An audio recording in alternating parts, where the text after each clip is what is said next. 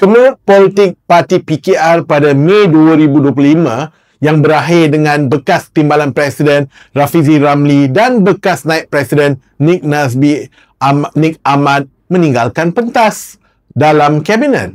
Kementerian-kementerian ekonomi dan sumber asli tidak ada kepimpinan untuk 6 bulan dah. Kemelut Pilihan Raya Negeri Sabah pula paksa Iwan Benedict letak jawatan.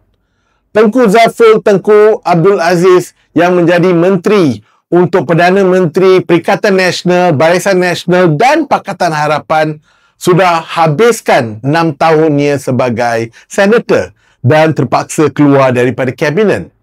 Ini bukan berita baru, tetapi PM tetap berkeras dan tidak mahu isi lagi jawatan dan semalam Parlimen tamat sidang.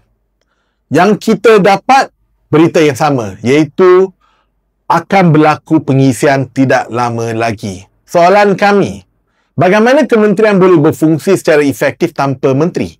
Kenapa PM teragak-agak untuk mengambil salah seorang daripada 100 lebih ahli parlimen di Dewan Rakyat yang bukan lagi menteri tetapi menyokong kerajaan madani? Adakah kualiti atau kesetiaan mereka tidak boleh dipercayai? Perlu disedari yang penggal kerajaan kini hanya tinggal 2 tahun lagi maksima sebelum PRU ke-16 berlangsung. Kalau nak beri peluang untuk menteri tunjuk kebolehan, perlu sekurang-kurangnya setahun. Demi penyediaan untuk PRU 16, sebagai pemimpin Pakatan Harapan dan Kerajaan Perpaduan,